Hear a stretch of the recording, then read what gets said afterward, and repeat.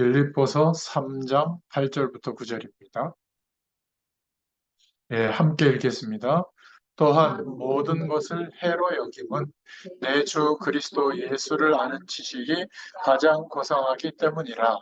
내가 그를 위하여 모든 것을 잃어버리고 배설물로 여김은 그리스도를 얻고 그 안에서 발견되려 함이니 내가 가진 의는 율법에서 난 것이 아니요 오직 그리스도를 믿음으로 말미암은 것이니 곧 믿음으로 하나님께로부터 난 의라. 아멘.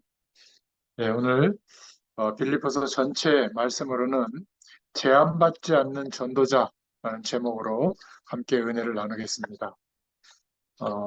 이 빌립보서는 어, 사도 바울이 제2차 순회 전도를 나갈 때 막 아시아 지역으로 전도하려고 하는 모든 계획을 세우고 문을 두드렸는데 아무리 문을 두드려도 하나님이 전도의 문을 열어주지 않는 거예요. 그때 밤에 환상으로 꿈으로 마게도냐 사람이 건너와서 우리를 도우라고 하는 환상을 보고 방향을 유럽으로 틉니다. 유럽으로 틀어서 첫 번째 도착한 곳이 빌립보 지역이에요. 거기에서 자주 옷감 장사를 하는 루디아를 만나고 또 모함을 받아서 어, 감옥에 가게 되고 그 안에서 간수장과 그 가정에 복음을 전하게 돼서 이게 에, 빌립보 지역에 교회가 세워지는 배경이 되어졌죠. 유럽 교회의 시작이 되어지게 된 겁니다. 그래서 이 빌립보 교회는 바울의 마음속에 담겨 있던 교회고 또 바울을 전도할 수 있도록 많은 물질로 또 끝까지 도왔던 교회가 빌립보 교회예요. 이 바울이 그 당시에 세계복음화의 방향이 바울의 가슴속에는 서바나, 스페인에 그때가 땅끝이라고 생각했거든요. 스페인까지 복음을 전하려고 했는데 그러려면 로마에 가서 복음을 전해야 되겠다. 근데 그 방법이 유대인들이 핍박을 받고 있고 또 어, 이렇게 뭔가 유대인들이 모함을 해서 이 초대교회 성도들이 막 핍박을 받고 있는 그것을 로마 황제에게 가서 사실적으로 이야기하고 또 로마 황제에게 어떻게 성령의 역사에서 여기까지 오게 됐는지를 성령의 역사를 말하려고 그 방법은 로마 사람은 시민권을 가지고 있는 사람은 누구든지 로마 황제에게 재판을 받을 수 있는 권리가 있었기 때문에 죄수의 몸이 돼서 로마에 와가지고 로마에서는 우리 같은 그런 감옥이 아니라 새 집을 얻어서 2년 동안 갇혀 있는 거죠. 사람은 왔다 갔다 할 수 있지만 본인은 나올 수 없는 그런 집에 갇혀 있을 때 오히려 에베소서, 빌립보서, 골로새서, 빌레몬서를 그 감옥 안에 있을 때 썼어요. 그래서 옥중서신이라고 하죠. 그런 면에서 AD 61년경에 빌립보서를 기록한 겁니다. 어, 기록한 이유는 바울에게 헌금을 보내준 빌립보 교인들에게 감사의 뜻을 전하고 싶었고요. 또 자신이 처한 상황이 복음이 퇴보된 게 아니라 오히려 복음이 진행되는데 중요한 응답 속에서 투옥된 거다. 빌립보 교인들은 염려하지 마라. 이제 그런 의미를 전달했고 또 빌립보 교회에 분열의 위험이 있음을 알고 한 마음으로 연합할 것을 권면하기 위해서 빌립보서를 기록해서 보낸 겁니다. 또 빌립보 교회 안에는 유대 사상, 말씀대로 절기를 지키고 말씀대로 율법대로 사는 것이 중요하고 그렇지 않으면 막 징계를 하는 이런 율법주의적 유대교가 빌립보 교회에 악한 영향을 끼치고 있었거든요. 그래서 율법주의가 복음의 근본 정신에 어긋난다는 사실을 알려주기 위해서 굉장히 복음의 강력한 내용들을 말씀하고 있는 게 빌립보서. 그래서 빌립보서를 생각할 때마다 4장밖에 안 되니까 여러분들이 묵상하면서 굉장히 신앙 고백을 할 수 있는 그러한 성경 말씀이 빌립보서라고 보면 되겠습니다.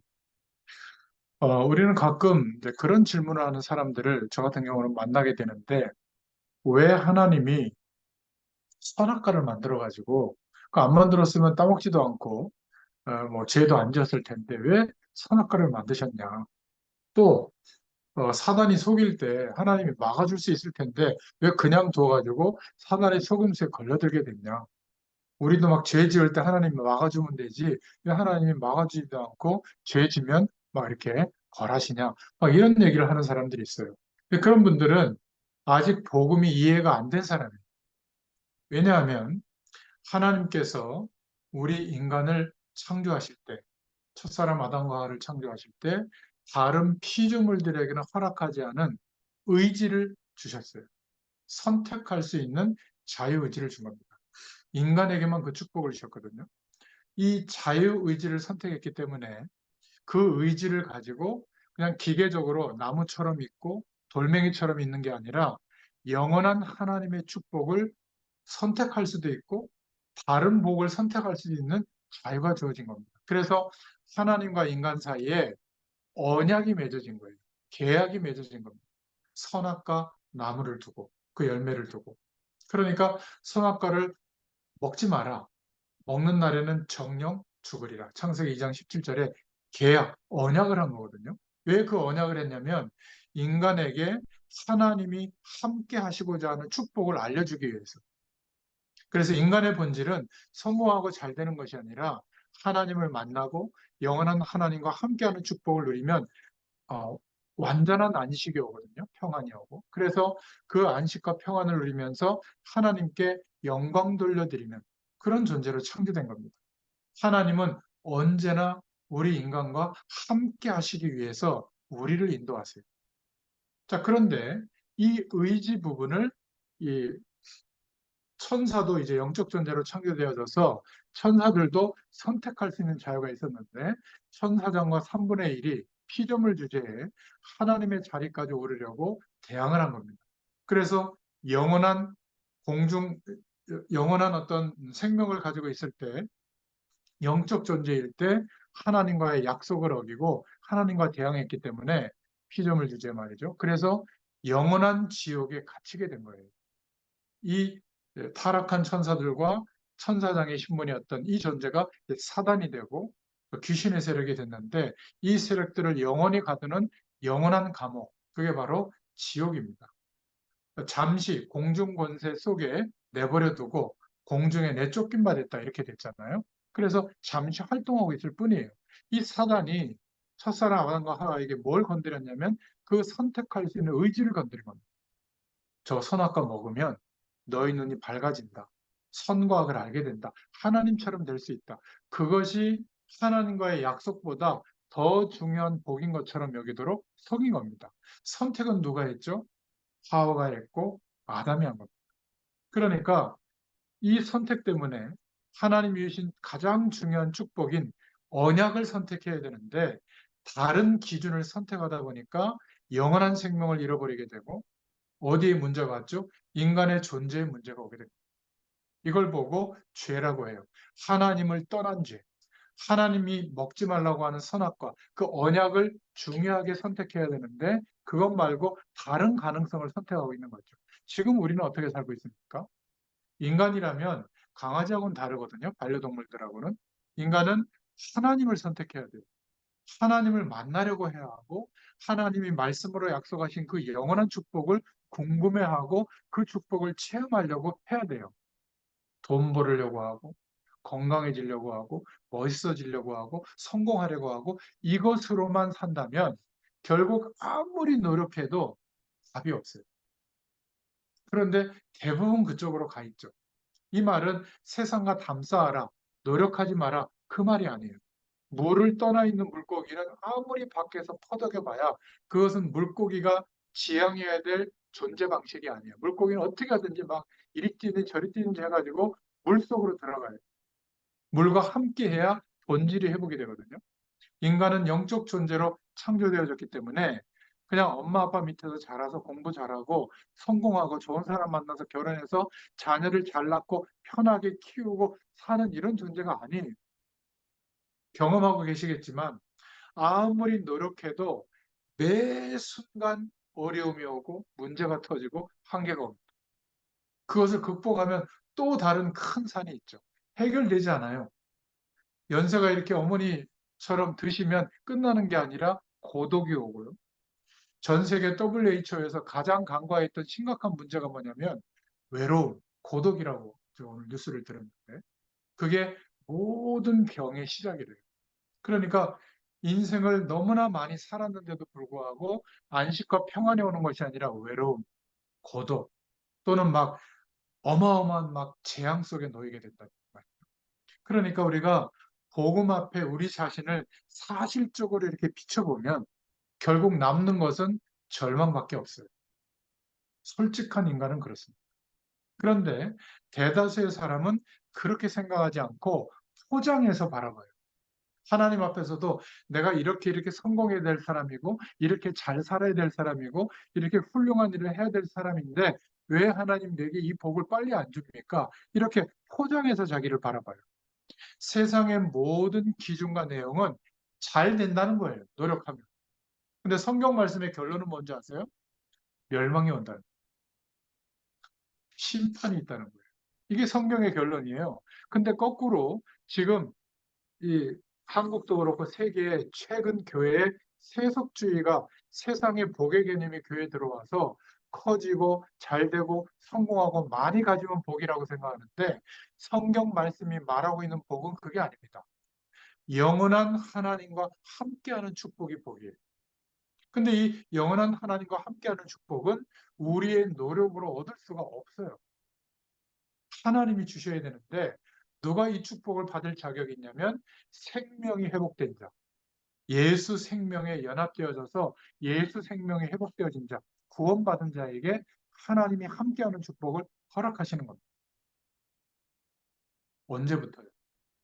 우리의 의지를 하나님의 약속을 붙잡는 데 쓰지 않고 다른 쪽으로 선택할 것을 하나님이 아시고 미리 대비하신 게 바울이 깨달아진 겁니다. 그래서 지난 시간에도 정리했지만 에베소서 1장 3절 4절에 보면 우리를 완전 무결한 깨끗하게 하시려고 언제부터요? 창세 전부터 구원을 계획하셨다. 우리의 의지가 하나님의 약속만 선택할 수 없다는 것을 알고 하나님의 구원을 우리를 창조하기 전부터 준비하셨다. 그게 우리에게 주신 구원의 축복이에요. 좀 예배 잘 드렸으니까 복 받고, 너 예배 안 드렸으니까 복 못 받고, 헌금생활 잘했으니까 복 받고, 헌금생활 못했으니까 복 못 받고, 이런 복음이 아니에요. 예수 그리스도로 말미암아 우리가 믿게 되고 하나님의 은혜를 베풀어 주셔서 믿음을 선택해서 구원을 얻게 된 이 축복은 노력해서 얻은 게 아니에요. 창세 전부터 작정하신 그 일이 우리의 시간에 나타난 겁니다. 무엇을 통해서요? 누군가 우리에게 이 복음을 말해준 거예요. 그럼 우리도 이 놀라운 축복을 정말 경험한 사람이 맞다면 이 놀라운 축복을 내가 만나는 사람들에게 언젠가는 한번 전해줘야지. 이런 중심으로 사는 게 직업이 돼요. 직업은 부업이 되는 겁니다. 쉽게 말하면. 내 진짜 직업은 언젠가는 이 놀라운 축복을 내가 만나는 일 속에서 만나는 사람들에게 한 번은 알려줘야지. 이러고 사는 거예요. 그게 사는 목적이에요. 경제활동은 뭐 살아야 되니까 좀 하는 거지만. 근데 대부분 거꾸로 가 있죠. 하나님이 복 주셔서 내 삶이 편안해지고 성공하면 그때 좀 복음 얘기하겠습니다. 언제 복 줄랍니까? 이러고 이제 딜을 하고 있는 거잖아요. 하나님의 말씀하고는 굉장히 순서가 많이 바뀌고 있죠. 그래서 일반 사람들처럼 생각하지 말고 그 위의 것을 생각할 수 있기를 바랍니다. 안 그러면요. 요한복음 8장 44절에 너희의 아비 마귀에게 속할 수밖에 없어요. 하나님 없이 살만하다라는 인생관과 세계관에 붙들리게 되어 있어요. 그러면 그 안에서 아무리 발버둥 쳐도 말씀은 그냥 수단밖에 안 돼요. 진리의 말씀으로 붙잡아지지 않는 겁니다. 말씀이 우리에게 권면하고 있고 하나님의 뜻을 알리는 그것보다는 여전히 내 뜻, 내 목적 이것만 생각하고 그것을 이루는 수단으로밖에 못 붙잡는 겁니다. 그러니까 하나님의 말씀이 전부인데 아닌 거예요. 복음 속에 있는데 구원받았는데 다른 게 너무 많이 필요한 거예요. 다른 게 우리에게 있어도 되고 없어도 되는 겁니다. 바울은 뭐라고 고백했냐면 죽어도 괜찮고 살아도 괜찮다. 이 복음 때문에 주의 영광을 위해서 내가 선택해야 될 일이라면 죽음조차도 괜찮다. 정말 이 축복을 회복할 수 있기를 축원합니다. 그래서 모든 것을 기도로 연결해 보세요. 하나님을 향하여 바라보는 기준이 되시길 바랍니다. 요셉이 그랬고 다윗이 그랬어요. 하루 종일 혼자 있다고 생각하지 말고 문제 가운데 있다고만 생각하지 말고 하나님께서 살리는 영으로 성령으로 나와 함께하고 계시다. 이것을 생각하고 살아가는 것을 보고 24시 기도라고 해요.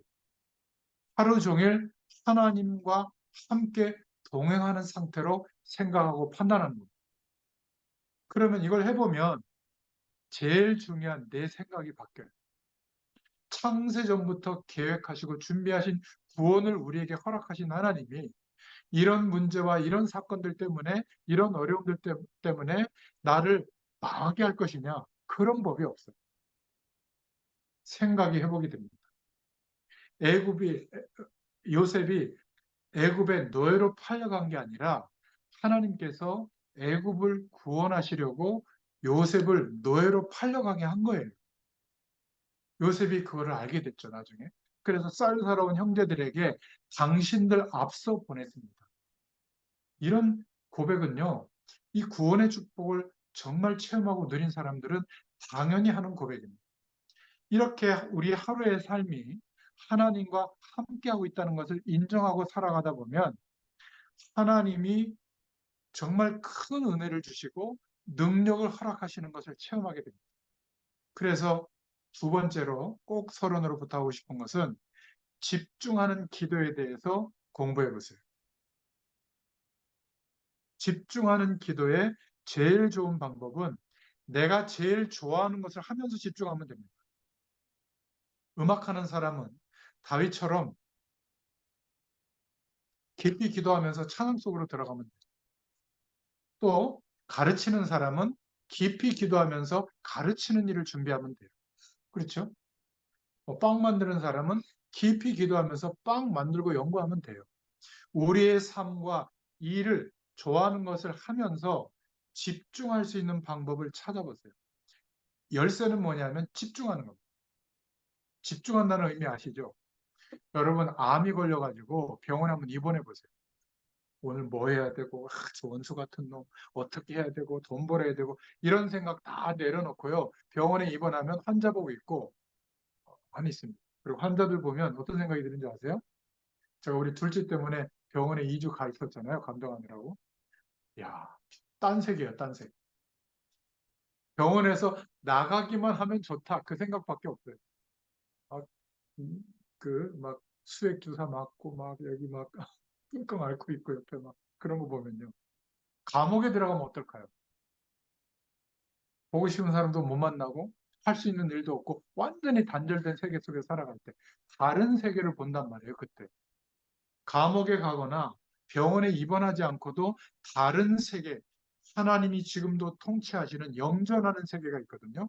하나님 나라의 배경을 누릴 수 있는 방법은 암이 한 서너 개 들리면 그거 찾게 되는데 그렇지 않고 평상시에 누릴 수 있는 방법이 집중하는 기도예요.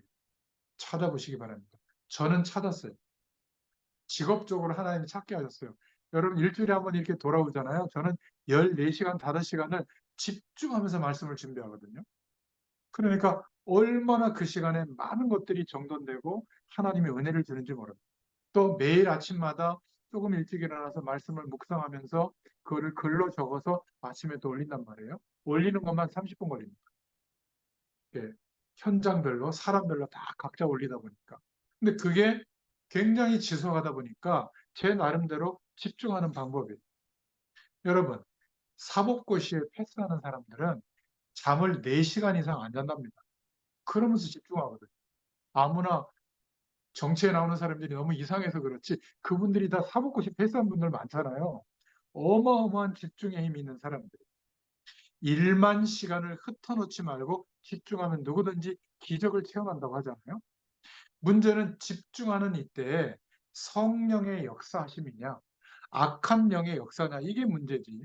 누구든지 집중하면 굉장한 것을 얻을 수가 있는 겁니다. 문제는 하루에 5분도 10분도 집중하는 기도가 뭔지를 체험 못하고 있는 거예요. 어디에다가는 집중하죠?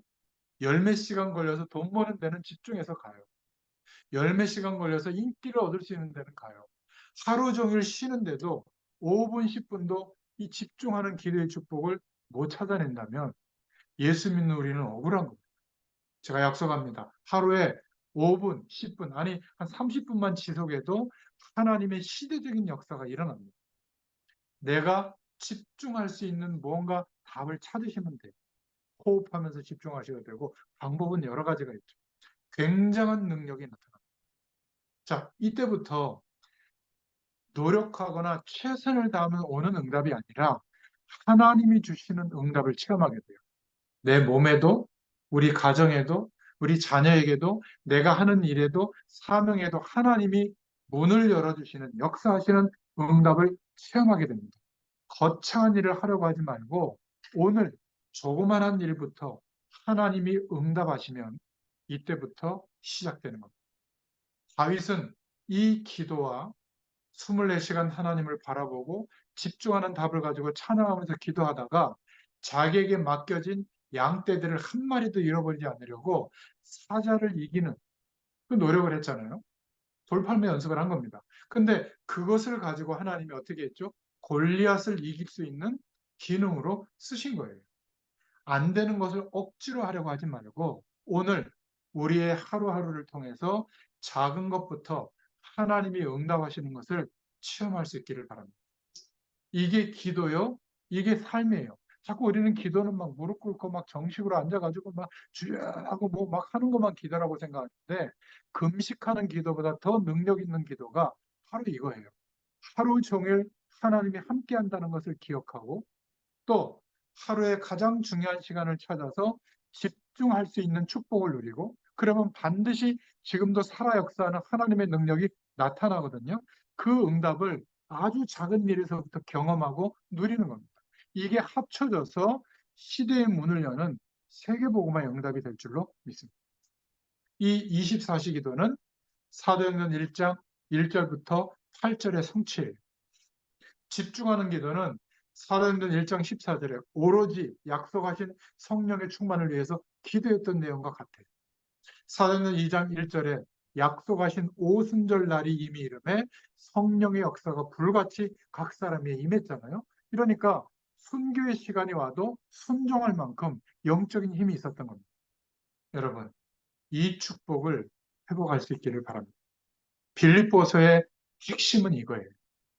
그러니까 우리의 삶이 하나님이 함께하는 축복이 나타나는 은혜를 누릴 수 있어야 되는데 이 답들을 지금 못 찾고 있는 거죠. 그러니까 모여서 분위기가 갖춰져서 막 뭔가 와글와글하는 이런 기도 속에 들어가면 조금 기도가 되는 것 같은데 혼자 떨어져서 살아가는 매일매일의 삶 속에서 이 축복을 잘 모르는 거예요. 그러니까 전달해 주는 내용이 없다 보니까 전달할 내용을 말씀을 외우는 거예요. 구원의 길을 아무리 외워서 전달한들 전달이 안 되는 겁니다. 하나님의 역사가 전달이 안 되는 거예요. 저희 교회 목사님이 한창 술 드시고 사모님 막 패고 이러실 때, 이런 얘기 하면 안 드릴 때, 젊으셨을 때, 그 주인 세들어 살 때 주인 아주머니가 예수 믿는 권사님이었는데 너무 안타까우니까 이랬대요. 김 선생, 왜 이렇게 살아? 예수 믿으면 변화돼, 바뀌어 이랬다는 겁니다. 너무 인생에 회의감이 올 때 그 이야기를 듣고 교회 가셨대요. 그래서 시작된 게 우리 목사님. 우리 목사님 통해서 얼마나 많은 구원의 역사가 일어난지 몰라요. 우리는 자꾸 저 같은 목회자처럼 막 말씀을 막 대단하게 잘 전해야 된다고 생각하는데 아니에요. 내게 사실로 응답이 오고 있는 그 내용을 말해주는 겁니다. 나는 비록 이렇게 모자라고 힘들지만 하나님이 함께하는 축복, 이거 영적인 축복이거든요. 이 영적인 축복이 임하니까 지금 안식이 오고 평안이 오고 시공간을 초월한 하나님의 능력이 나의 삶에 매일매일 나타나는 거예요. 이거 말해주는 겁니다. 이거는 쉽거든요. 내게 있는 것으로 내게 주는 게 전도예요. 언제? 어떻게 하면 이 축복을 알려줄까? 이런 중심으로 살다가 전에 보면 튕겨나오거든요. 안 듣습니다. 왜? 흑암 세력이 붙잡고 있거든요.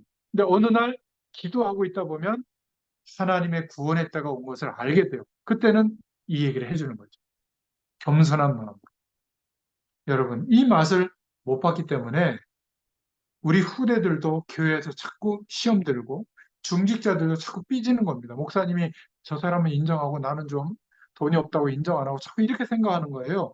절대 그렇지 않습니다. 굉장한 힘이 생겨요. 문제가 와도 괜찮다. 이 축복을 누리고 있으면 죽음의 순간이 와도 아멘이에요. 왜죠? 영원한 천국 배경이 우리는 보장받고 살아가고 있기 때문에 문제될 게 없는 겁니다. 그래서 빌립보서 1장에는 고난에 대해서 또 어떻게 인내해야 되는가 빌립보서 2장에 우리의 진짜 배경은 뭔가 빌립보서 3장에 우리의 현장은 어디인가 빌립보서 4장에 말씀하고 있는 겁니다. 서론을 말씀드리는 것이 이해가 되고 하나님의 언약으로 붙잡아진다면 나머지 내용은 중요한 기도 제목이 될 줄로 믿습니다. 첫 번째로 빌립보서 1장은 전도자의 권한에 대해서 말하고 있습니다. 바울은 왜 감옥에 있었는가? 이걸 말하고 있는 거죠.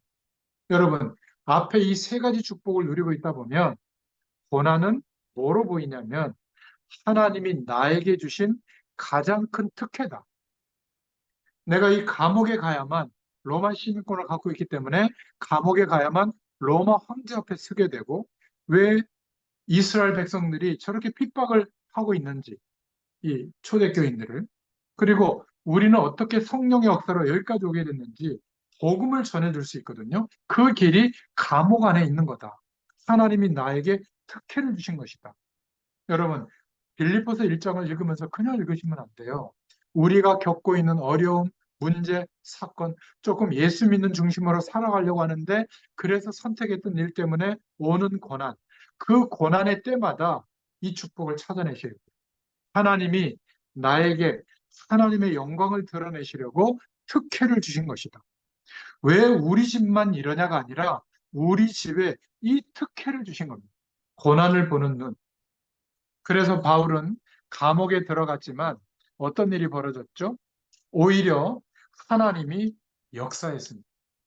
하나님이 더 큰 축복으로 역사했죠. 참 놀랍습니다. 그래서 빌립보서 1장 10절에 보면 지극히 선한 것을 분별해야 한다. 우리가 사람들에 대해서 지극히 선한 것을 분별하면 됩니다. 하나님의 영광을 위하여 가장 선한 선택을 하면 하나님께서 능력으로 역사해 주십니다. 1장 14절에 감옥에 있었지만 바울은 하나님의 역사는 더욱더 크게 일어났죠. 우리가 핍박 속에서 실패한 것처럼 보여도 나중에는 다른 사람들이 더욱더 우리의 믿음의 중심을 보고 더 담대히 하나님의 말씀을 믿게 될 줄로 믿습니다. 저와 여러분의 집에 조금 어려움이 온 것처럼 보이지만 그것 때문에 우리와 관계된 사람들이 더욱 하나님의 말씀을 붙잡게 될 것이다. 바울은 이거를 알고 빌립보 교회에 말씀하고 있는 겁니다. 1장 9절에 보면 그래서 이렇게 바울은 기도했죠. 그리스도의 사랑이 나날이 커지고 그 사랑으로 더 풍성한 지식과 통찰력을 갖게 되기를 기도했다. 또 1장 20절, 21절에 어떠한 상황에서도 항상 담대하게 내가 이제 살든지 죽든지 그리스도를 높이기를 원한다. 이렇게 기도했어요. 이 정도 되면 못 말립니다. 살아도 좋고 죽어도 좋다. 복음의 진짜 맛을 보고 나면 핍박이 이 사람을 이길 수가 없을 줄로 믿습니다. 사단은 무섭게 활동하지만 복음의 능력을 절대로 이기지 못한다. 사단의 가장 큰 전략은 언제나 똑같아요. 성도를 이용해서 복음을 방해하죠. 거의 교인들이 복음을 방해하지 불신자들이 방해하는 것은 약해요. 교권을 이용해서 복음 전하는 전도자들, 성도들을 박해합니다. 이 당시에 유대인들을 통해서 끝없이 초대교회 성도들이 핍박당했죠. 그러나 복음의 능력은 아무도 막을 수가 없다. 빌립보서 1장 12절 13절. 오히려 바울의 고난은 오히려 하나님의 복음을 전하는데 도움이 되었죠. 1장 14절에 감옥에 있을지라도 이 일을 통해서 사람들이 더욱 담대하게 그리스도의 복음을 전하게 된 줄로 믿습니다. 우리가 예수 믿는 티를 조금 내는데 핍박 같은 어려움이 올 때 찾아야 될 게 있어요. 하나님의 큰 계획을 찾아내시기를 바랍니다. 그러면 돼요. 아, 정상적인 신자 같으면 어려움이 왔구나. 하나님이 준비하신 응답이 시작할 때가 왔구나. 우리의 힘으로 안 될 어려움 앞에 놓일 때는 더더욱 하나님의 어마어마한 역사가 이제는 시작될 때가 왔구나. 근데 거꾸로 자꾸 생각한단 말이에요. 끝났구나. 아무리 해도 안 되는구나. 아니에요. 안 되는 것까지는 잘 깨달았는데 이제 하나님이 역사할 때가 이제 시작되는 겁니다. 정말 우리의 힘으로 안 될 때. 그래서 살든지 죽든지 내 몸에서 그리스도가 존귀하게 되기를 원한다. 이 축복이 저와 여러분이 받는 축복이 되기를 축원합니다. 두 번째로 전도자는 고난에 속지 않는다. 빌립보서 2장 6절부터 11절을 근거로 말씀을 우리가 붙잡을 수 있습니다. 고난에도 종류가 있는데요. 복음이 없기 때문에 오는 고난이 있죠. 창세기 3장에 하나님의 약속을 떠났을 때 고난당하는 고난. 창세기 6장에 하나님 없어서 살만하다. 위에서 떨어진 자, 네피림, 사단을 말하죠. 그 네피림 시대에 하나님 없어도 살만하다는 가능성으로 세상을 만들어낸 노아 시대, 죄악으로 말미암아 심판이 임하는 시대가 된 거죠. 그 고난이 옵니다. 또 하나님 없어도 성공만 하면 된다. 바벨탑을 쌓듯이 우리의 이름을 내자. 하늘에 닿아보자. 하나님을 대적하는 모든 교만은 반드시 창세기 11장에 보면 무너지게 되어 있죠. 또 하나님의 백성인데도 말씀이 안 믿어져서 하나님의 약속이 안 믿어져서 불신앙하게 되고 실수하기 때문에 오는 고난이 있습니다. 하나님이 아무리 그래도 그렇지 할머니 할아버지는 우리한테 무슨 자손을 주어가지고 그 자손의 자손을 통해서 세기복음을 하신다고 하느냐. 하나님이 아무리 그래도 그렇지 너무하시다. 사실은 안 믿은 겁니다. 그러니까 모든 말씀이 믿어지지 않는 그 범위 내에서만 생각하는 거예요. 그러니까 조카 롯을 의지하고 아버지를 의지하고 떠나보내게 하는 거죠. 그리고 집에서 길리운 엘리에셀 신실한 종을 후계자로 삼으려고 하고 이런 선택을 하는 겁니다. 몸종 하가를 들어보내 가지고 낳은 아들을 또 후계자로 삼으려고 하고 하나님은 아니라는데 100세가 되어서야 믿습니다. 그래서 그 불신앙할 때까지 아브라함은 말씀 속에 있었는데도 어려움을 계속 당했죠. 하나님의 계획을 깨닫지 못한 예루살렘 교회 사도행전 11장에 보면 고난이 온 겁니다. 여전히 우리 민족을 위한 하나님, 이방 민족들은 멸하시는 하나님, 이 틀을 못 벗어났던 거예요. 선교에 대한 방향이 1도 없었던 때 너무나 안타깝죠. 또 사단의 전략과 계계로 인해서 오는 고난도 있습니다. 그러나 걱정하지 마실 것은 이때에는 하나님이 오히려 그 고난의 문제로 인해서 하나님의 완전한 계획을 이루십니다. 이 약속을 붙잡을 수 있기를 바랍니다. 고난을 이긴 바울은 중요한 신앙의 고백을 갖고 있었죠. 2장 6절에 그리스도는 하나님의 본체이신데 사람의 모습으로 이 땅에 오셨다. 2장 7절에 그리고 모든 하나님이신데 육신을 입고 오셔서 인간이 겪어야 될 모든 고난을 멸시도 당하고 몸으로도 겪고 담당하시고 십자가에 죽으셨다. 2장 8절에 그런데 우리에게 고난이 왔다고 문제될 게 있겠나? 그리스도께서는 승리하신 것처럼 우리도 고난 뒤에 승리할 것이다. 이렇게 고백합니다. 그러면서 하나님께서 그리스도를 높이신 것처럼 우리를 높이실 것이다. 2장 9절에 모든 이름 위에 뛰어난 이름이 되게 하셨고 2장 10절에 모든 자들이 예수 그리스도의 이름 앞에 무릎 꿇게 하셨다. 2장 11절에 모든 입으로 예수 그리스도를 주라 시인하여 하나님 아버지께 영광을 돌리게 하셨다. 이렇게 고백했습니다. 여러분 어려움이 왔을 때 그리스도께서도 고난당하셨는데 그리스도의 은혜가 나에게 넘치게 하여 주옵소서 이렇게 기도하시기 바랍니다. 고난을 두려워하지 말고 하나님의 자녀답게 사시기를 바랍니다. 2장 12절에 말씀에 복종함으로 구원을 이루기를 바라고 2장 13절에 하나님의 기쁘신 뜻을 위해 우리에게 소원을 두고 일하시는 하나님을 바라보세요. 2장 16절에 우리의 수고와 달려온 삶이 헛되지 않고 하나님의 자랑이 되도록 역사하실 줄로 믿습니다. 이때 고난에 동참했던 이름이 나오는데 바로 디모데와 에바브로디도를 바울은 청구합니다. 내 사정을 잘 알게 했다. 여러분, 우리가 다른 사람의 사정을 누군가에게 얘기할 때 감정이 상한 사람은 어떻게 얘기해 주죠? 되게 안 좋게 얘기하죠. 모함해가지고. 그런데 이 디모데와 에바브로디도는 다른 사람의 사정에 대해서 복음 안에 있다 보니까 정확하게 사실대로 바울에게 전달했던 사람입니다. 그래서 바울이 청구하는 겁니다. 우리도 마찬가지로 가장 큰 죄 중의 죄는 새신자들에게, 교회 안에 들어온 새신자들에게 사실을 얘기한 것 같아도 시험에 들게 하거나 불신앙에 빠지게 하는, 이게 죄 중에 가장 큰 죄입니다. 먼저 믿은 우리가 꼭 기억하셔야 돼요. 그래서 고난이 왔다면 염려하지 말고 내 자신을 갱신하는 시간으로 가지시길 바랍니다. 누가 나보고 이상한 말을 하면 그 사람에게 자꾸 문제 삼지 말고 내가 갱신하면 돼요. 무시하면 상대방이 문제가 아니고 내가 갱신하면 돼요. 오해를 받고 있다면 내가 갱신하면 돼요. 누가 갈등이 생겼다면 내가 갱신하면 될 줄로 믿습니다. 교회에 혹시 문제가 왔다면, 고난이 왔다면 교회가 갱신하면 됩니다. 그때마다 교회에는 전 세계의 문이 열렸죠. 혹시 우리가 어떤 단체에 속해 있는데 그 단체에 어려움이 왔다면 단체가 갱신하면 돼요. 하나님 앞에서. 어떤 고난과 문제에도 속지 마시기를 바랍니다. 고난이 절대로 태초부터 천지를 창조하기 전부터 우리를 구원하실 계획을 가지고 우리를 구원하셨고 전도자로 세우셨는데 어떤 고난도 전도자를 이길 수가 없다. 우리가 진짜 겪어야 될 고난과 저주는 그리스도께서 십자가에 죽으심으로 못 박았다.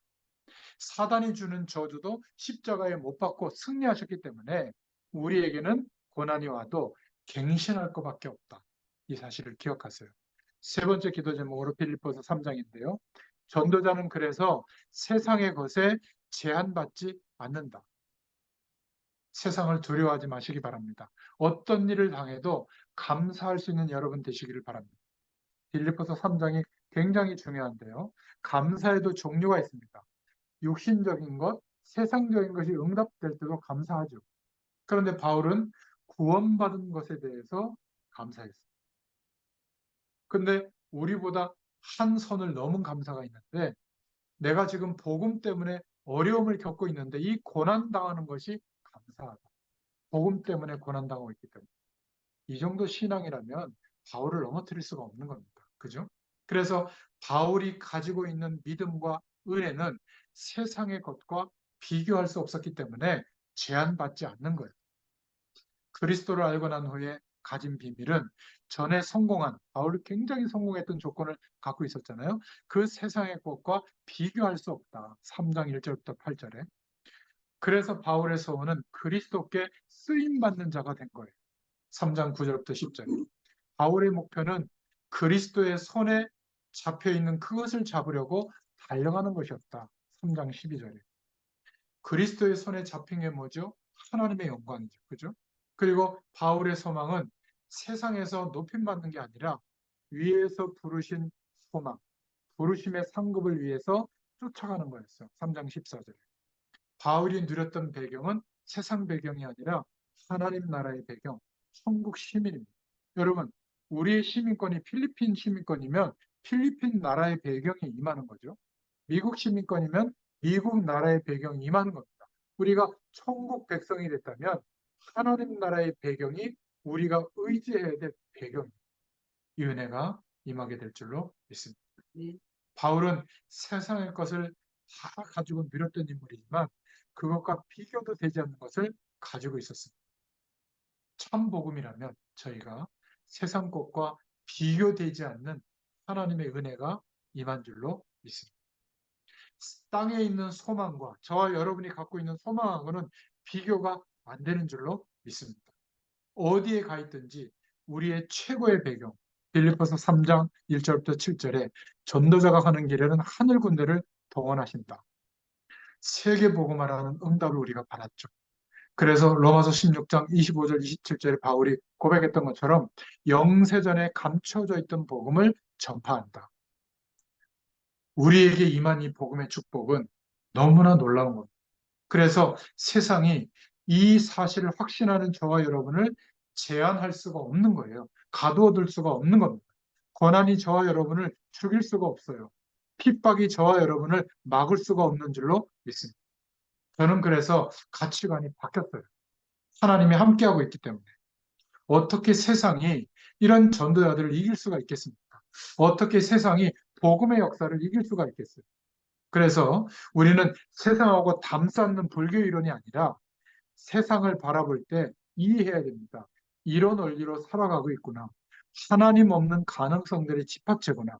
그래서 수용한다는 것은 이해하는 거예요. 그러나 불쌍하다고 그냥 수용만 하면 같이 가는 거겠죠, 같이. 그게 아니라 우리는 영적 문제에 대해서 이해하고 초월해야 되는 거예요. 하나님이 허락하시는 다른 세계가 있고 그 힘과 배경을 가지고 초월하는 응답을 누려야 될 줄로 믿습니다. 그래야 살려낼 수 있게 되죠. 그죠? 같은 현장 속에 있어도 뭔가 나와 다른 인생관을 가지고 살고 있는데 처음에는 그게 불편하니까 업신여기거나 뭔가 몰아붙이는데 시간이 갈수록 하나님이 함께 하시는 역사가 나타나기 때문에 궁금해하고 나중에는 정말 절망해 왔을 때 찾아와서 물어보죠. 그때 내가 누리고 있는 축복을 말해주면 됩니다.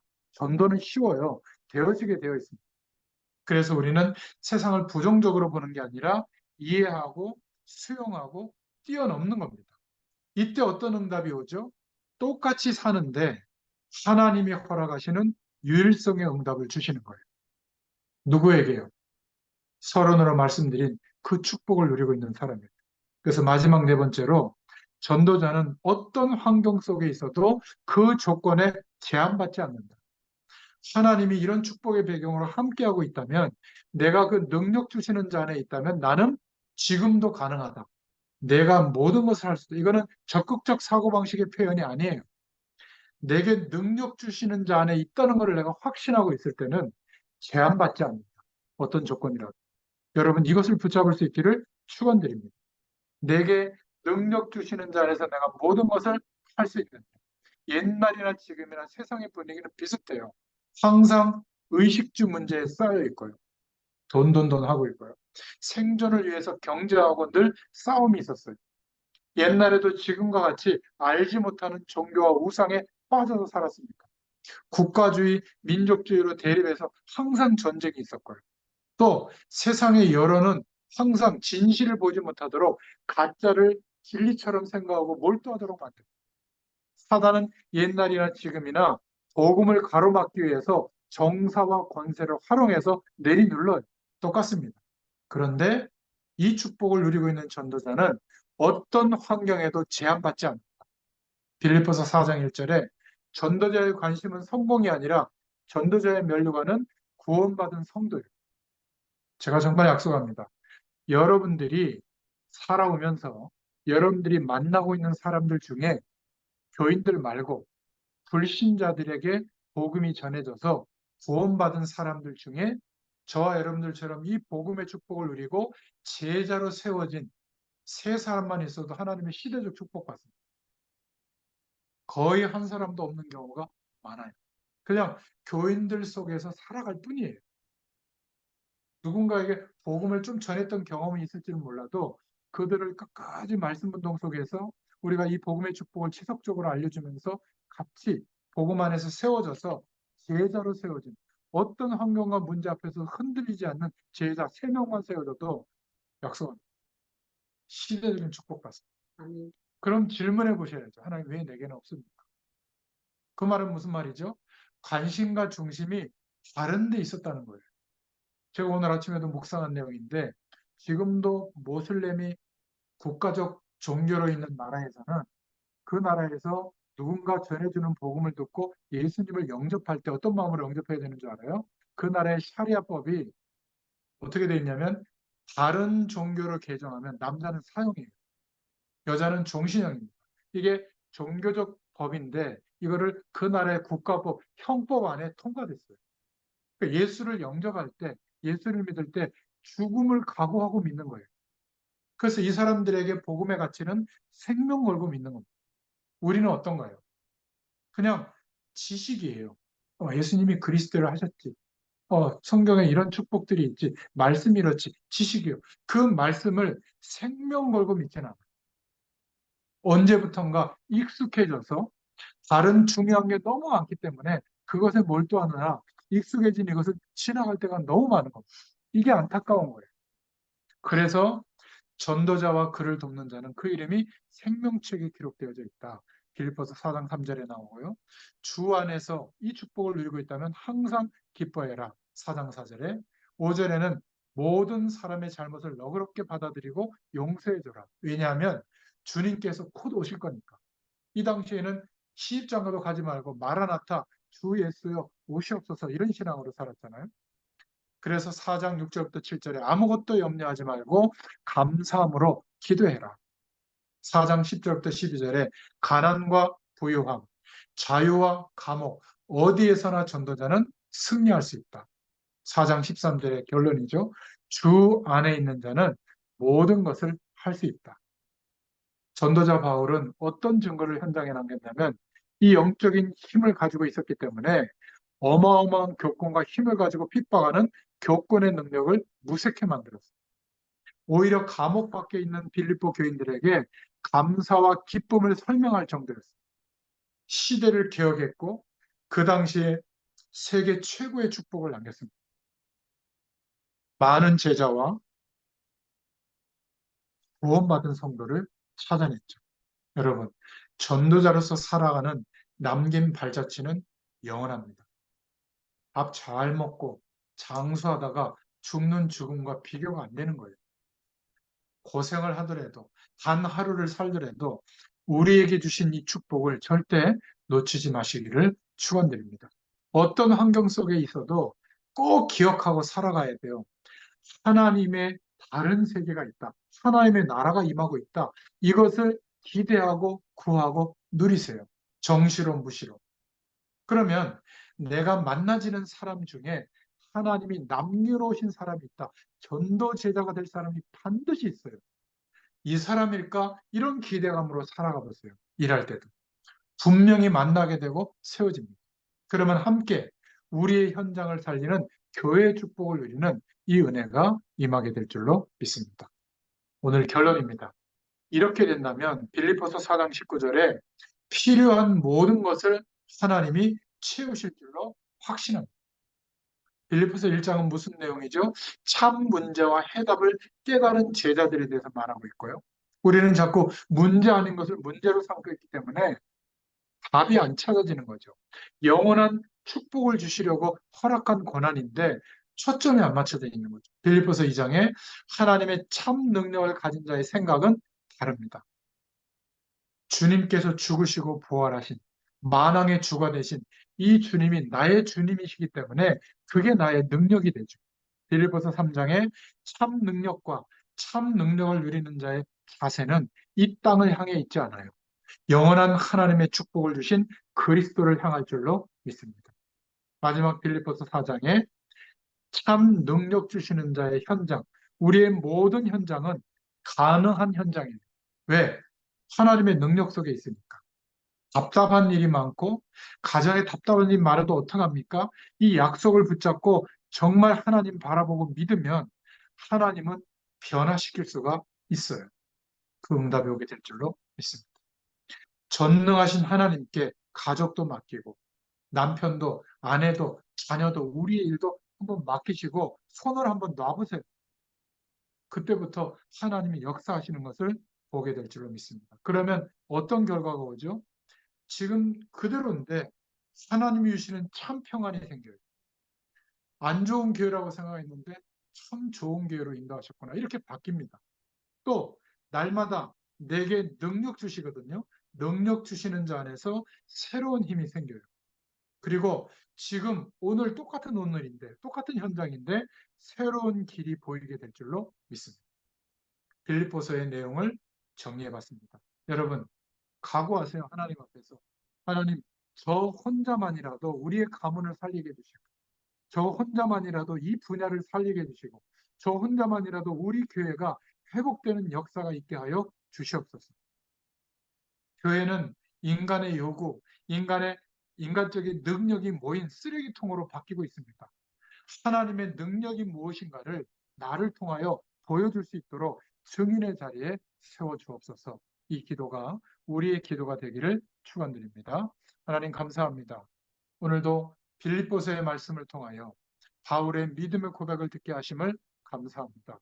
우리에게 살아 역사하는 말씀으로 허락하신 줄 믿습니다. 어떤 환경 속에서도, 어떤 어려움 속에서도, 또 어떤 배경 속에서도 우리가 어디에 있는지를 기억하게 하시고 영원한 하나님의 축복 속에 있다는 것을 확신하게 하셔서 모든 삶에 하나님의 영광이 나타나는 증인으로 서게 되도록 역사하여 주시옵소서. 예수님의 이름으로 감사하며 기도드렸습니다. 아멘. 감사합니다.